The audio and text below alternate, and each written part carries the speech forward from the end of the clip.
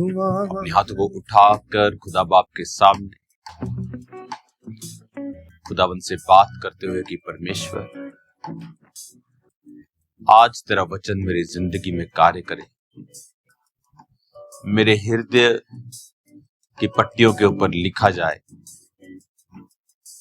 और तेरे वचन के द्वारा ही मैं आशीष को पाऊं, मैं छुटकारा पाऊं, मैं तेरे हाथ को देखने पाऊं। प्रभु यीशु मसीह के पवित्र और सामर्थी नाम में हम मांगते हैं, आमीन। अपने हाथों को उठाओ। तेरा कलाम है चिराग मेरी राहों की रोशनी, तेरा कलाम है चिराग मेरी राहों की रोशनी, अपने दिल में मैंने इसको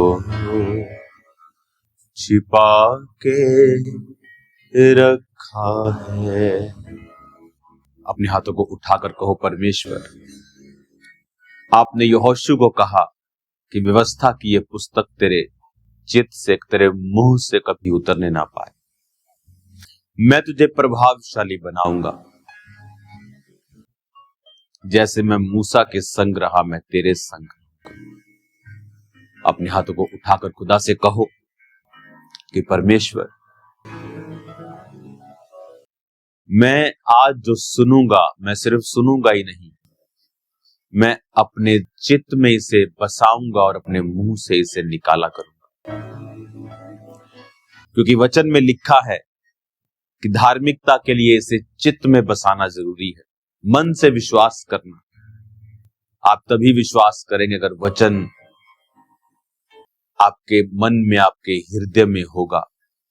और लिखा, उद्धार के लिए मुंह से अंगीकार करना, यानी वचन को सुनना और उसे मन में बसाना और फिर उसका अंगीकार करना, ये छुटकारे को लेके आता है, उद्धार को लेके आता है। खुदा से कहो, परमेश्वर, आज मैं वायदा करता हूं तेरे वचन को चित्त में बसाने का और सदा मुंह से इसे निकालने का। तेरा आत्मा आज मुझे छुए। प्रभु यीशु मसीह के पवित्र नाम में हम मांगते हैं, आमीन, आमीन। अपने हाथों को उठाकर, बाइबल को उठाकर खुदा से कहो कि ये वचन मेरे शुद्ध रहने का आधार है। मैं इस वचन पर चलूंगा और 100 गुना फलों को लेके आऊंगा। पिता, मैं अनुग्रह मांगता हूं आपके बेटे यीशु मसीह के नाम में, आमीन, आमीन। God bless you all. आज मेरा बिलीव है कि आप सब लोग आशीषित होंगे और मेरा विश्वास है कि आप परमेश्वर की भरपूरी में उसकी सामर्थ का, उसकी प्रेजेंस का आनंद ले रहे होंगे। आज पूरे आनंद से, खुदावंद की भरपूरी के साथ कि उसने जो एक बड़ा विजन, एक बड़ा दर्शन दिया है और उसका थैंक्स करते हुए कि उस दर्शन के मुताबिक वो हमारी जिंदगियों में कार्य भी कर रहा है। आपने कभी फुटबॉल का फील्ड देखा होगा, 2 टीम्स फील्ड में होती हैं, हजारों दर्शक होते हैं ग्राउंड में बैठे और करोड़ों व्यूअर्स होते हैं जो टीवी ऑनलाइन उन्हें देख रहे होते हैं। और आपने नोटिस करते हैं कि जिस प्लेयर के पास बॉल होती है सब उसके पीछे भागते हैं,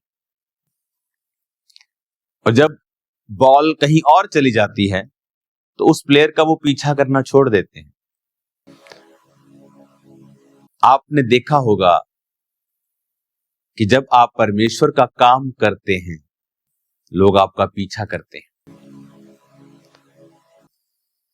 क्योंकि बॉल आपके पाले में है। आप पहले नशा करते थे, लोग आपको बुरा नहीं कहते थे, लेकिन अब आपने विश्वास कर लिया, आपके रिश्तेदार आपको धमकियां देते हैं। कपटी लोग आपके बारे में बुरा बोलते हैं। जो खुद पाप में डूबे हुए हैं, आत्मिक तौर पे मरे हुए हैं, पौलुस ने कहा कि कुत्तों से चौकस रहो, काट कूट करने वालों से चौकस रहो। वो जो काटते हैं, फाड़ते हैं कि एक दूसरे का सत्यानाश कर दे। क्यों? क्योंकि दर्शन आपके पाले में है। आप खुदावंद के बुलाए उसकी कुलाहट से चल रहे हैं, तो आपको कभी भी ऐसे लोगों की परवाह नहीं करनी चाहिए जो उस दर्शन के कारण, क्योंकि जो आपके जीवन में है, क्योंकि बॉल आपके पास है तो सब आपका पीछा करेंगे। आपको थैंक्स करना चाहिए कि परमेश्वर ने आप पर भरोसा रखा है, कि उसने आपको बॉल दी है, उसने आपको दर्शन दिया है, आपको विजन दिया है, आप पर परमेश्वर ने भरोसा जताया है कि ये व्यक्ति मेरे उस दर्शन को पूरा करेगा जो मेरा इस समय इन लोगों के लिए है, इस देश के लिए है। हमें आनंदित होना चाहिए कि परमेश्वर हमें इस्तेमाल कर रहा है और हम उसकी भेड़ों के समान उसके पीछे पीछे हैं और उसकी दुल्हन के समान उसके आने का इंतजार कर रहे हैं। मेरा बिलीव है कि परमेश्वर का आनंद आपके जीवन में होगा। एक वचन जब आप पढ़ते हैं रोमियो 10 में, तो उसमें लिखा है कि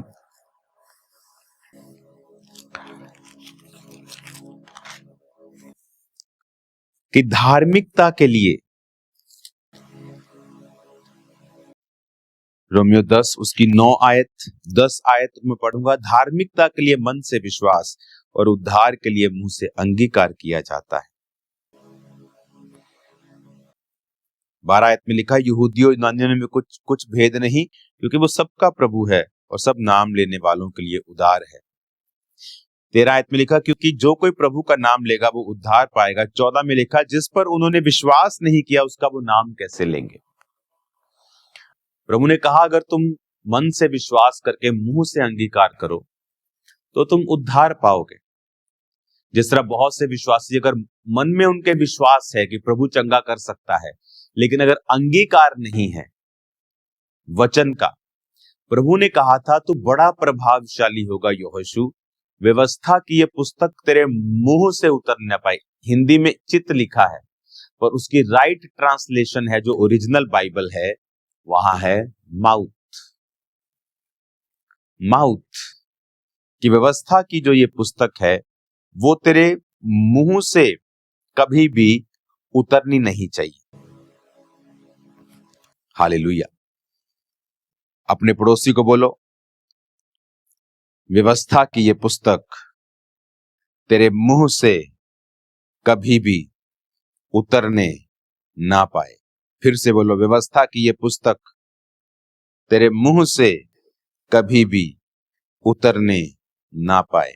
आमीन। और इब्रानी भाषा में अगर आप इसे पढ़ेंगे तो उसमें लिखा है, व्यवस्था की यह पुस्तक तेरे पेह से, पेह PEH, इब्रानी भाषा का 6310वां शब्द, जिसका मतलब है द माउथ। एक तलवार की धार के लिए भी इसे यूज किया जाता है, पेह। इसका मतलब क्या है कि कई बार आप विश्वास करते हैं लेकिन अंगीकार नहीं। बिलीव है कि परमेश्वर कर सकता है, अंगीकार परमेश्वर ने कहा, सोचा नहीं। जो प्रभु के दिमाग में था उसने कहा उजाला हो जाए तो उजाला हो गया। कहीं नहीं लिखा खुदा ने सोचा, लिखा खुदा की जो बुद्धि थी, जो बुद्धि परमेश्वर के संग थी, वो अंदर परमेश्वर को मालूम था मैं ऐसा करूंगा, लेकिन हुआ कब? आत्मा भी मंडलाता था, लेकिन हुआ कब? जब कहा। ये मेरा वचन का टॉपिक नहीं है, लेकिन उस टॉपिक पे आने से पहले हमें बेस एक बनाना है ताकि आप समझ पाए कि कहा जब आप कहते हैं मैं ना मरूंगा वरन जीवित रहूंगा, परमेश्वर के कामों का वर्णन करता रहूंगा, कोई महामारी मेरा हिस्सा नहीं, कोई दुख मेरे डेरे पे ना आएगा, मैं जवान सिंह और अजगर को लताड़ूंगा, सांप और बिच्छुओं को रौंदने का परमेश्वर ने मेरे को अधिकार दिया, यहोवा मेरा चरवाहा है, मुझे घटी ना होगी, उसने मेरे भाइयों के मध्य में मेरा अभिषेक, वचन अंगीकार लिखा है, जो कि प्रभु का नाम लेगा वो उद्धार पाएगा। पर कहता जिन्होंने विश्वास नहीं किया उसका नाम कैसे लें? फिर कहता जिसके विषय में सुना नहीं, 14 आयत में, उस पर विश्वास कैसे करे और प्रचारक बिना कैसे सुने? इसका मतलब परमेश्वर का उद्धार नहीं पहुंचता जब तक प्रचारक प्रचार ना करे। कहता जो कि प्रभु का नाम लेगा वो उद्धार पाएगा। फिर कहता जब तुमने सुना ही नहीं है उसके बारे में तो नाम कैसे लोगे? तुम्हें विश्वास ही नहीं है अगर, तो उसका नाम कैसे लोगे? विश्वास कैसे आएगा जब तक उसके बारे में सुनोगे नहीं? सुनोगे कैसे जब तक कोई बताएगा नहीं? और कहता प्रचारक बिना कैसे सुनोगे? चाहे वो प्रचारक ऑनलाइन हो, चाहे वो ऑडियो में हो, चाहे वो वीडियो में हो, चाहे वो चर्च में हो, वो बोल रहा है तो तुम सुन रहे हो। इसलिए आपने देखा होगा शैतान प्रचारकों से नफरत करता है। उसे पता है कि ये एक माध्यम है परमेश्वर और लोगों के बीच में, ये हैं वो जो उसके नाम का प्रचार कर रहे हैं, और जब वचन सुनाते हैं तो लोगों के अंदर विश्वास पैदा होता है।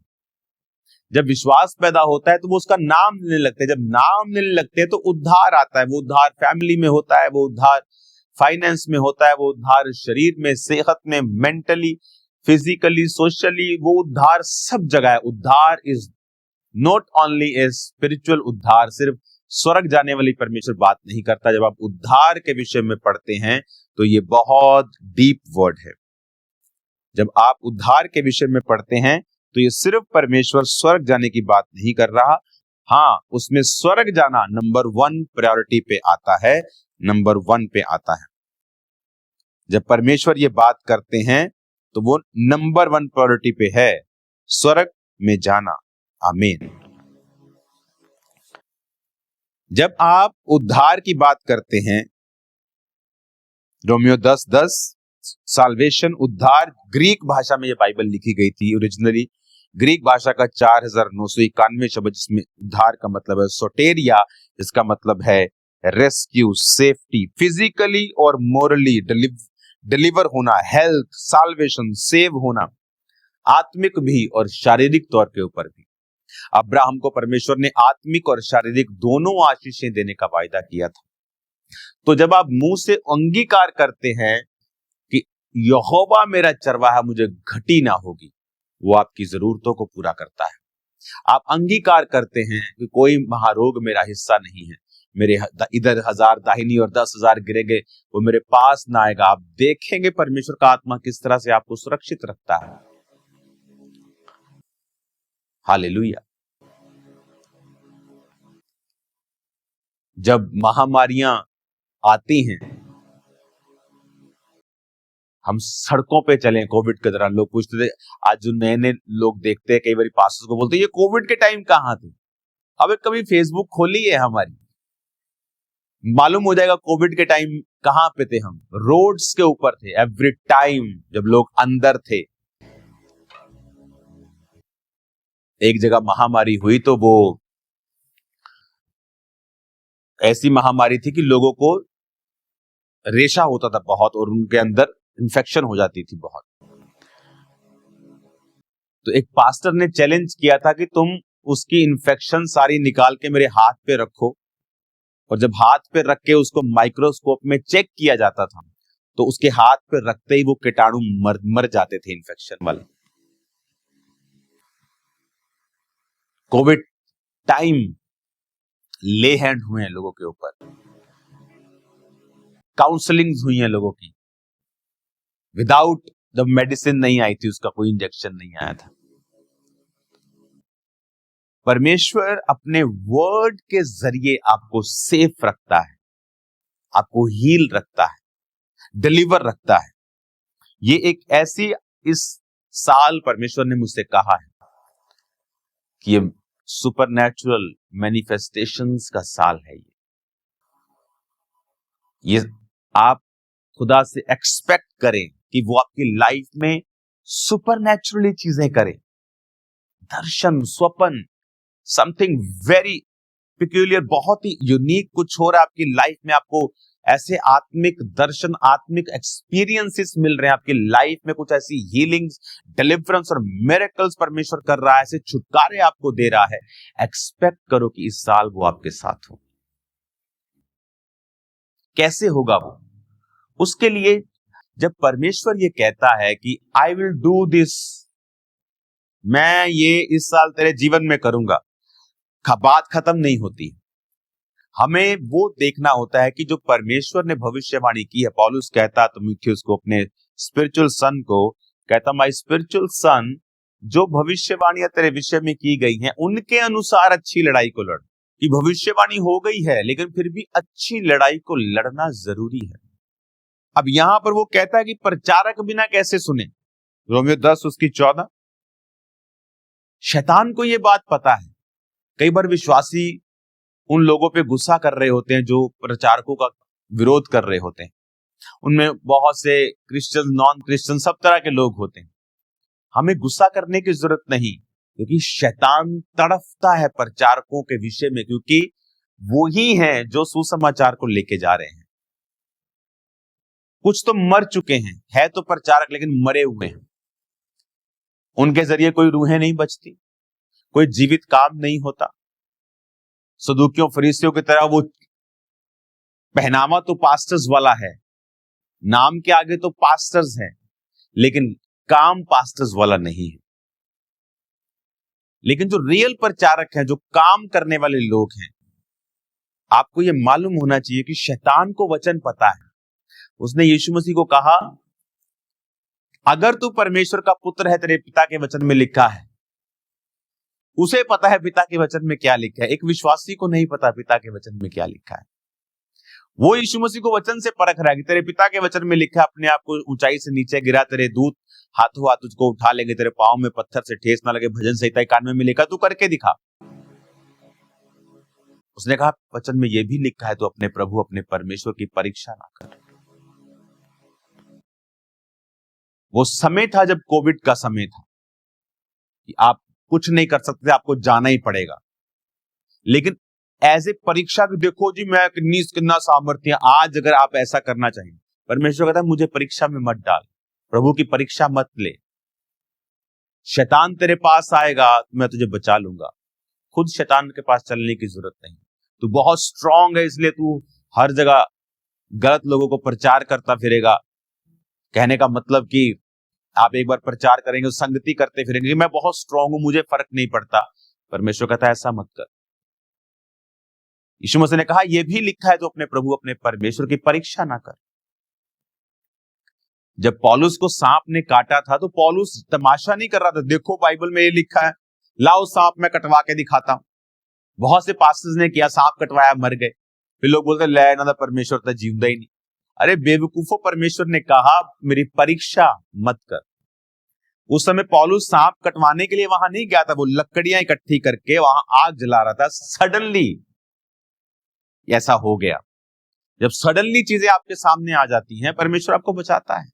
वो कोविड हो, वो महामारी हो, वो कुछ भी हो, एनीथिंग, वो सुपरनैचुरल पावर परमेश्वर की काम करती है जब आप अपने मिशन पे होते हैं, आप अपने दर्शन में होते हैं, आप काम कर रहे होते हैं, आप गॉस्पेल को आगे रख के चल रहे होते हैं। फिर परमेश्वर की सुरक्षा आपके संग होती है। हालेलुया। तो उद्धार के लिए मुंह से अंगीकार करना जरूरी है। और कहता जिस पर विश्वास ही नहीं किया उसका नाम कैसे ले, जिसके विषय में सुना नहीं उसके बारे में विश्वास कैसे करें। कहता अगर विश्वास नहीं किया तो नाम कैसे लेंगे। तुम कह रहे हो कि प्रभु का नाम लो, कहता विश्वास ही नहीं है उनको।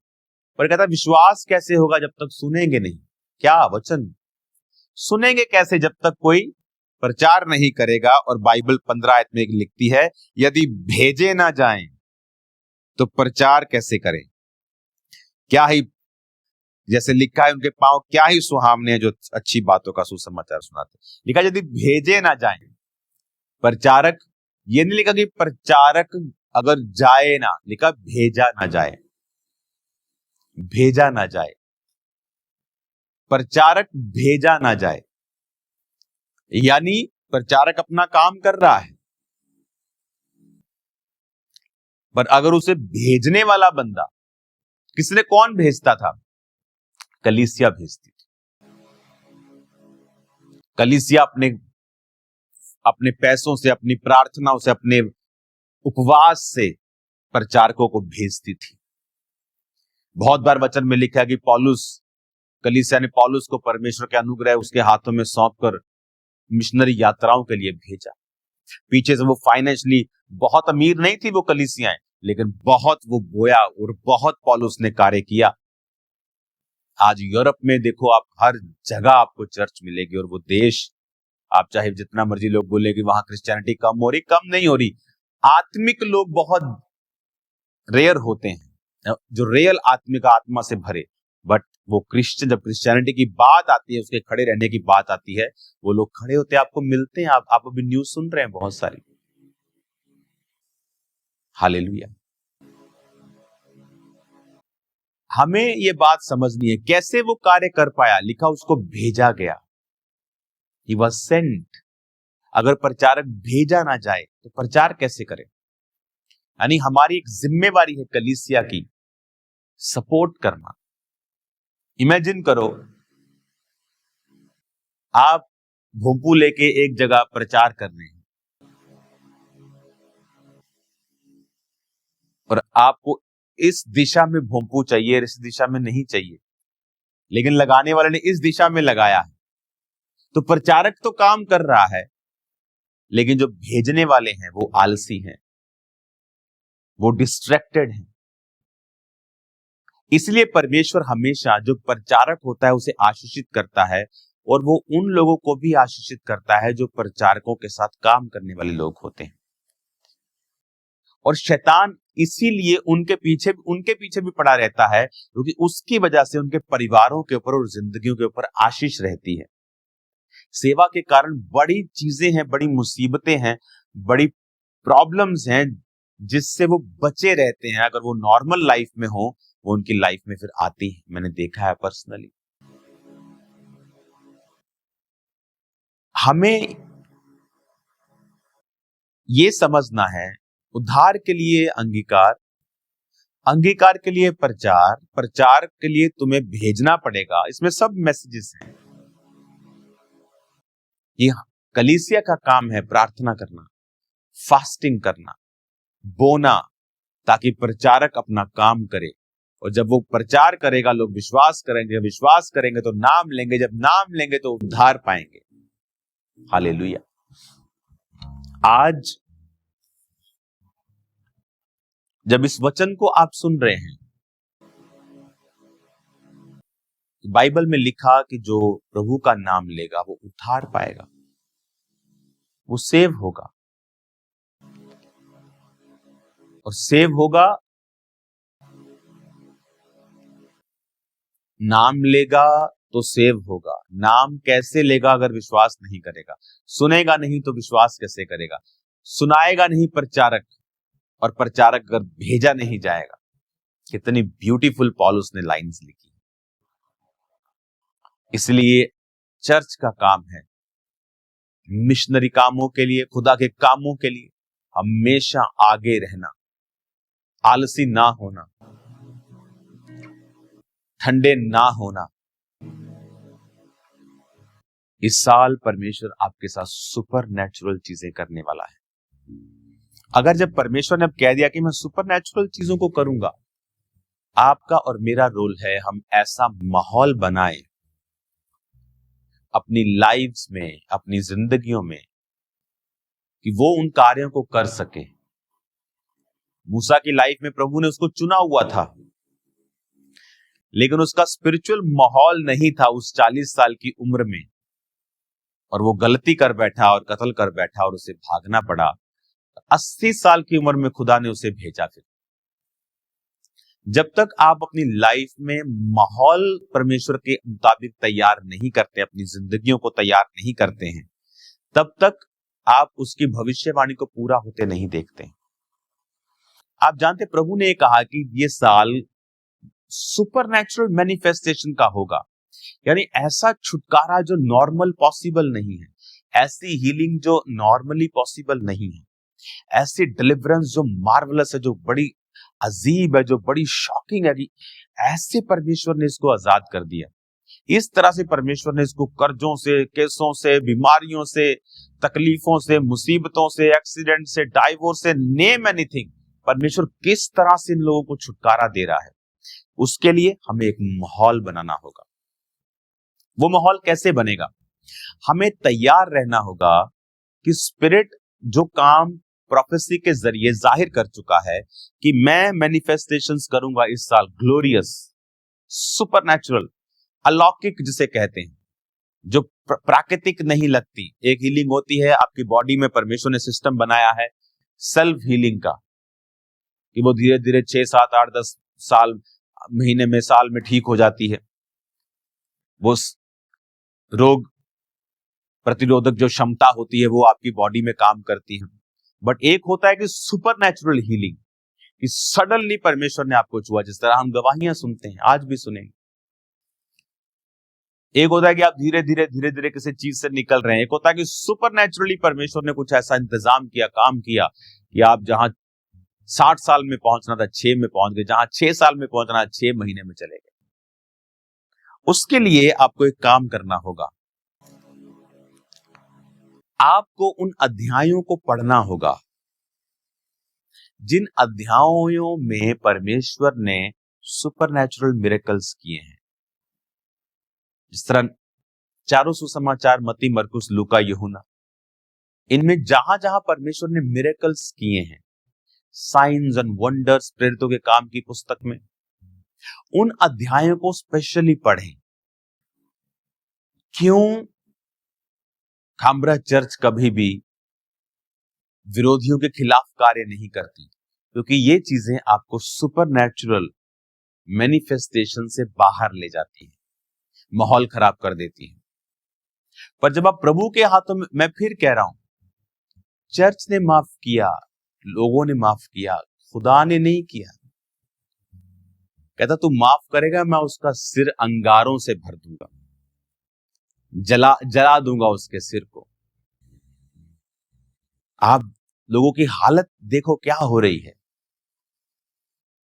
हंसी आएगी आपको और परमेश्वर के ऊपर प्राउड भी फील होगा कि क्या परमेश्वर ने शैतान के परखच्चे उड़ा दिए, तार तार कर दिए।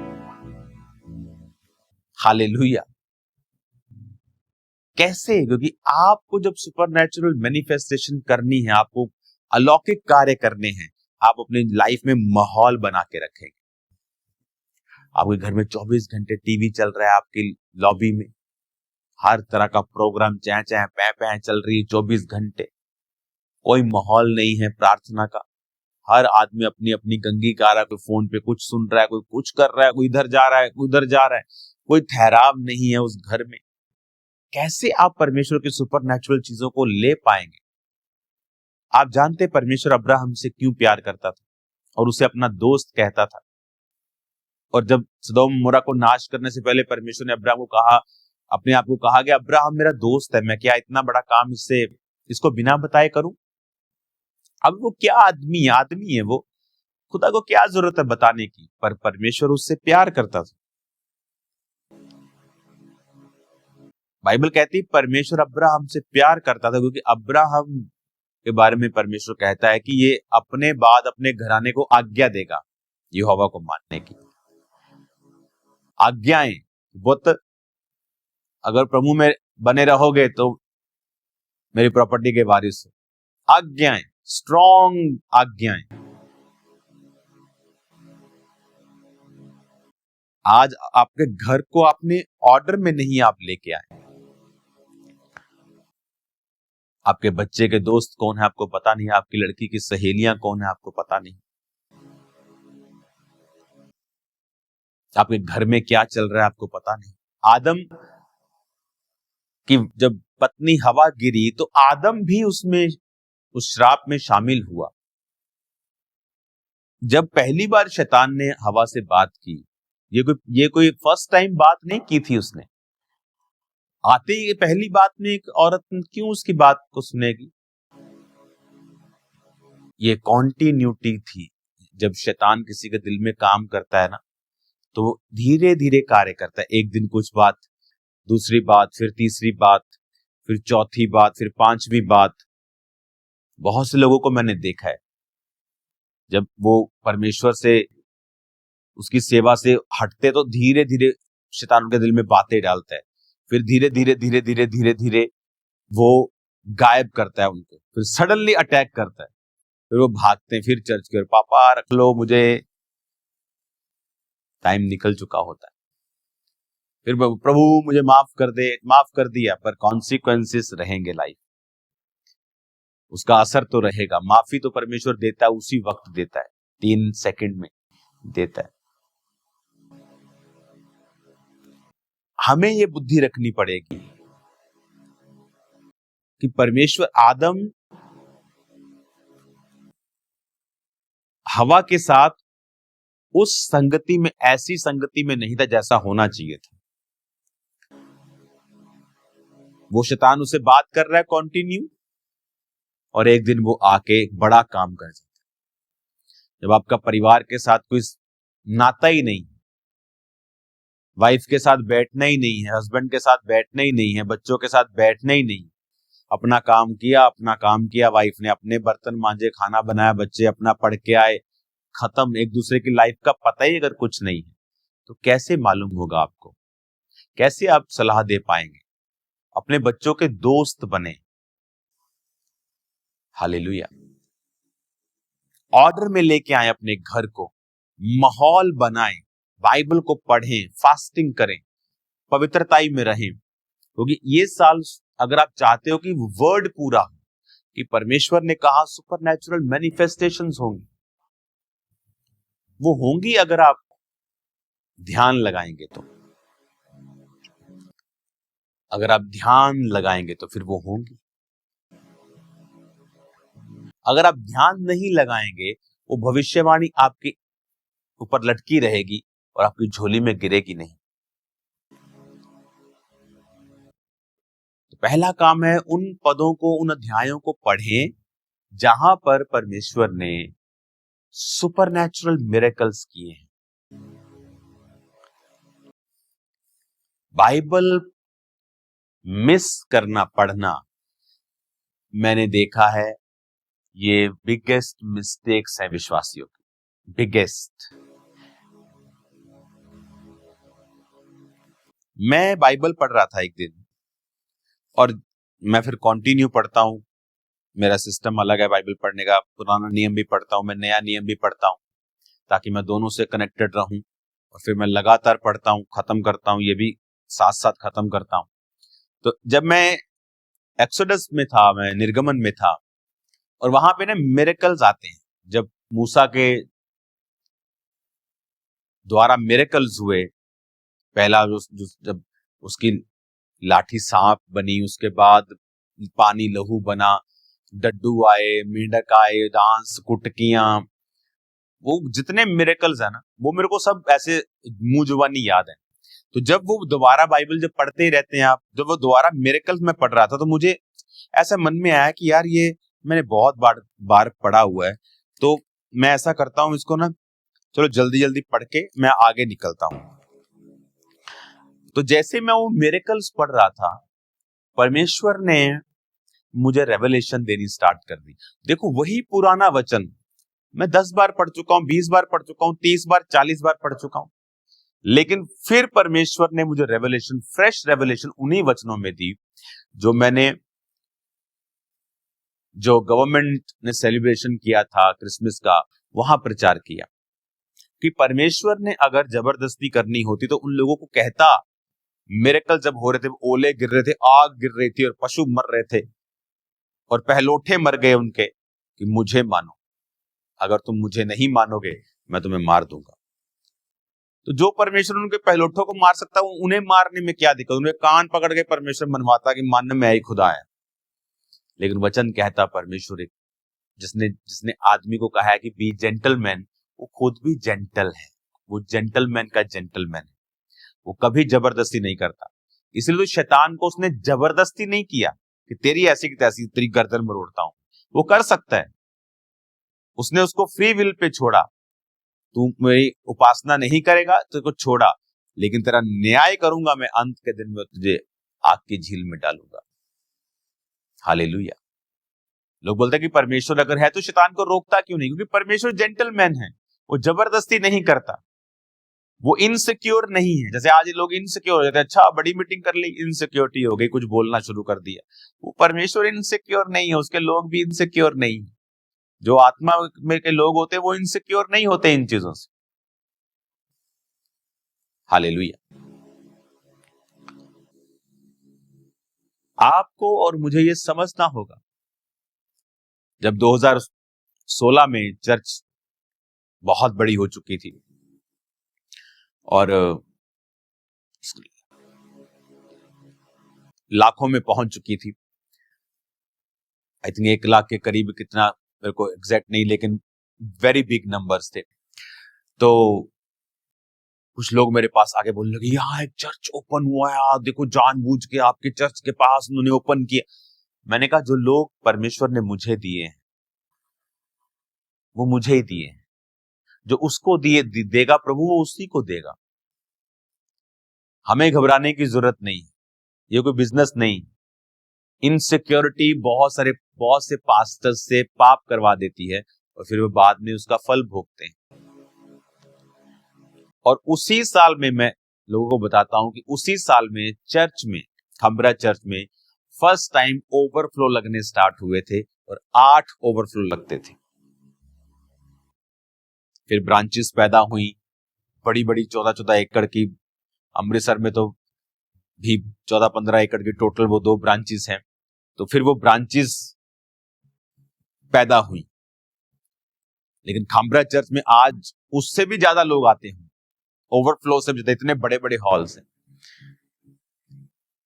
क्योंकि कोई व्यक्ति आपकी आशीष नहीं ले सकता अगर आप खुदा के साथ सही हैं। तो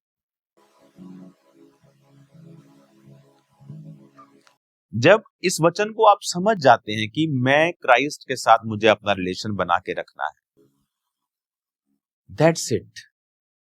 और आप देखो बाइबल में पढ़ रहा हूं, निर्गमन पढ़ रहा हूं, और तभी वो वचन मैंने इतनी बार पढ़ा है, लेकिन रेवलेशन क्या थी?